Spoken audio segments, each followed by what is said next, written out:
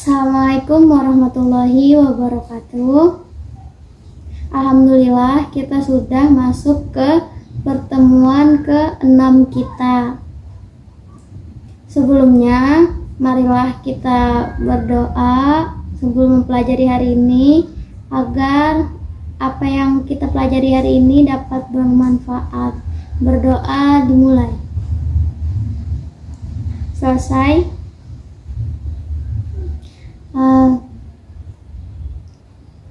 Semoga murid-murid ibu selalu sehat semua ya. Oke, hari ini kita akan mempelajari tentang peluang. Ada yang tahu tentang peluang? Ya, mari kita cari tahu.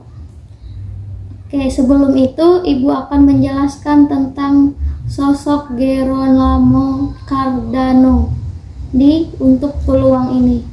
Gerolamo Cardano lahir pada tanggal 24 September 1502 di Lombardi, Italia. Penelitian tentang putaran dadu. Nah, didasarkan pada premis bahwa terkandung prinsip-prinsip dasar sains, bukan sekedar keberuntungan, menurut si Gerolamo Cardano ini. Nah, teori yang beliau tuliskan ada di dalam buku yang berjudul Liber deludo aeli atau Book on Games of Chance pada tahun 1565. Nah, materi peluang hari ini kita akan mempelajari tentang konsep dasar peluangnya, aturan penjumlahan peluangnya, dan aturan perkalian peluang. Yang pertama, konsep dasar peluang. Apa sih peluang itu? Tadi dah dipertanyakan kan? Nah, peluang itu adalah besarnya probabilitas atau kemungkinan berlangsungnya suatu kejadian. Konsep peluang ini tidak hanya diterapkan pada hal-hal yang bersifat sederhana seperti permainan dadu, melainkan pada hal-hal yang lebih kompleks seperti investasi, ramalan cuaca, asuransi, dan lain sebagainya. Nah, itulah mengapa materi peluang ini perlu dikenalkan pada saat kita masih sekolah. Nah, di konsep dasar peluang ini ada dua ruang sampel dan titik sampel yang akan kita pelajari. Yang pertama, ruang sampel. Ruang sampel ini adalah himpunan semua kemungkinan hasil yang didapatkan dari suatu percobaan. Ruang sampel ini biasanya dinyatakan sebagai S besar. Nah, yang kedua ini ada titik sampel. Titik sampel ini adalah bagian dari ruang sampelnya itu. Nah, contohnya ruang sampel ini adalah angka. Kalau dari dadu itu ada angka 1, 2, 3, 4, dan 5. Titik sampelnya adalah saat kamu melemparkan satu buah dadu, salah satu kemungkinan angka yang akan keluar adalah 4. Nah, berapa kemungkinannya? Nah, satu kemungkinannya yang tadi yang akan keluar angka 4 tadi itu dinamakan titik sampelnya. Oke, contohnya nih, dari seperangkat kartu bridge akan diambil satu kartu secara acak. Tentukan ruang sampel percobaan tersebut. Nah, dalam seperangkat kartu bridge tadi ada 4 jenis kartu, yaitu ada hati, sekop, wajik, dan keriting. Nah, masing-masing kartu ini terdiri dari 13 kartu, mulai dari as sampai king. Dengan demikian, ruang sampelnya dapat kita cari dengan jenis kartunya tadi kan ada 4. Nah, setiap kartu tadi ada 13. Berarti 4 kali 13-nya sama dengan 52 kartu. Nah, ini adalah contoh kartu bridge tadi kalau kalian tidak tahu kartunya. Nah, yang kedua ada aturan penjumlahan peluang. Kita mulai masuk ke perhitungannya nih. Nah, di dalam aturan penjumlahan peluang ini ada dua kejadian. Ada kejadian tidak saling lepas dan kejadian saling lepas. Yang pertama, kejadian tidak saling lepasnya. Nah, contohnya saat pemilihan ketua OSIS, saat memilih ketua OSIS, kalian ingin tahu apakah calon ketua OSIS ini ganteng dan pintar atau pintar saja tetapi tidak ganteng, atau ganteng saja tetapi tidak pintar. Nah, kejadian ini disebut kejadian tidak saling lepas. Nah, aturan penulisan kejadian tidak saling lepas ini dapat kita tuliskan menjadi begini. Ya, rumus umum untuk kejadian A dan B tidak saling lepas. Rumusnya P dalam kurung A gabungan B sama dengan PA ditambah PB dikurang P dalam kurung A irisan B. Nah, ya, setelah itu kita masuk ke kejadian saling lepasnya. Contohnya tadi, kamu ingin tahu apakah calon ketua OSIS-nya itu laki-laki atau perempuan. Nah, yang artinya tidak mungkin seseorang bersamaan antara laki-laki atau perempuan kan? Pasti ada atau laki-laki atau perempuannya. Nah, dengan demikian kejadian tersebut dinamakan kejadian saling lepas.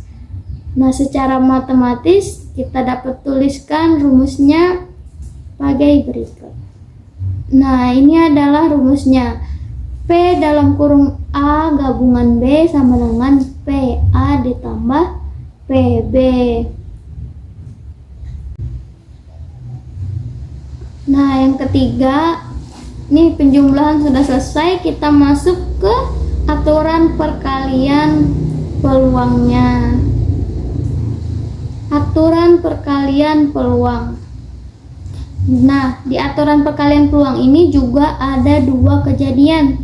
Ada kejadian tidak saling lepas dan ada kejadian saling lepasnya.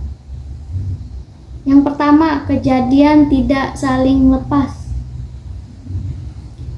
Misalnya, kamu memiliki 3 lusin buku dengan rincian 1 lusin buku sains, 1 lusin buku fiksi, dan 1 lusin buku novel. Saat kamu mengambil sebuah buku tanpa pengembalian, tentunya akan berpengaruh pada jumlah keseluruhan buku kan?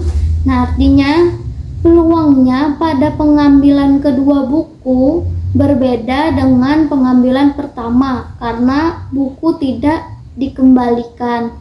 Kita ngambil nih buku yang tadi ada di rak, anggapnya kita ambil satu tapi kita tidak mengembalikannya. Nah, yang buku-buku ada di rak tadi pasti berkurang kan, jadi peluangnya juga akan berbeda. Nah, dapat kita tuliskan secara sistematisnya. Rumusnya adalah P dalam kurung A irisan B sama dengan PA dikali PB dibagi A. Nah, yang kedua ini adalah kejadian saling lepas. Contohnya, kamu melemparkan koin dan dadu secara bersamaan. Kamu ingin tahu peluang munculnya koin bergambar angklung dan dadu bernomor 5. Jelas bahwa koin dan dadu ini tidak saling berpengaruh satu sama lain. Nah, kejadian ini disebut kejadian saling lepas. Secara sistematis, kejadian A dan B ini saling bebas. Nah, kejadiannya tadi kan tidak berpengaruh, kedua bendanya tadi, koin dan dadu tidak saling berpengaruh kan. Nah, jadi kita dapat merumuskannya seperti berikut. Nah, ini adalah rumusnya. P dalam kurung A irisan B sama dengan PA dikali PB. Nah, ini contohnya. Misalkan A merupakan kejadian munculnya mata dadu berjumlah 2 dan B merupakan kejadian munculnya mata dadu berjumlah 3. Maka peluang munculnya mata dadu berjumlah 2 atau 3, berapa kemungkinannya? Nah, yang pertama kita ketahui adalah banyaknya sampel keseluruhannya ada 36. Kenapa Bu 36? Nah, setiap dadu kan ada 6 angka. Nah, kalau kita 2 dadu, maka 6 dikali 6 sama dengan 36. Nah, dari sampel mata dadu yang berjumlah 2 ada 1, yaitu A1,1.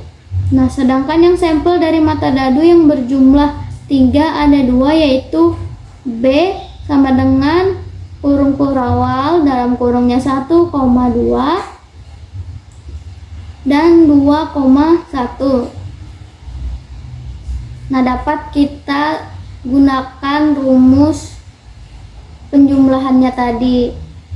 Nah, sehingga peluang munculnya mata dadu 2 atau 3 adalah P dalam kurung A gabungan B sama dengan PA ditambah PB.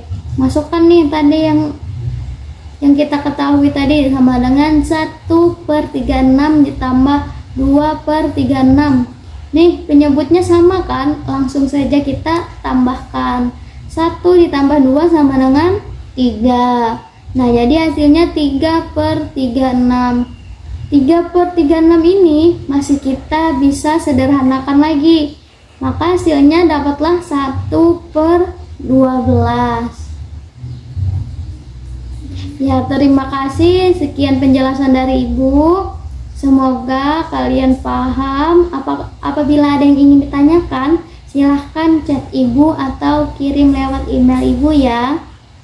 Sebelum itu, Ibu kasih tugas untuk di rumah supaya lebih memahami materi hari ini. Nah, kesimpulannya nih, apa yang kita dapat hari ini? Ya, kesimpulannya hari ini tuh adalah peluang adalah cara untuk mengungkapkan kejadian yang probabilitas atau berkemungkinan berlangsung suatu kejadian. Ada aturan penjumlahan dan perkalian dan lain sebagainya yang akan kita bahas di pertemuan yang berikutnya. Nah, di dalam aturannya tadi kita bisa menggunakan kejadian saling lepas dan kejadian tidak saling lepas. Nah, itu adalah kesimpulan pembelajaran kita hari ini. Nah, sekian dari Ibu. Oh ya, pengumpulan tugasnya kalian chat WA Ibu aja. Japri Ibu aja.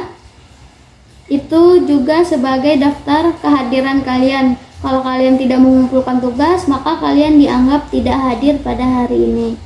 Ya, terima kasih. Sebelum kita mengakhiri pembelajaran hari ini, marilah kita mengucapkan hamdalah. Alhamdulillahirabbil alamin. Sekian dari Ibu. Wassalamualaikum warahmatullahi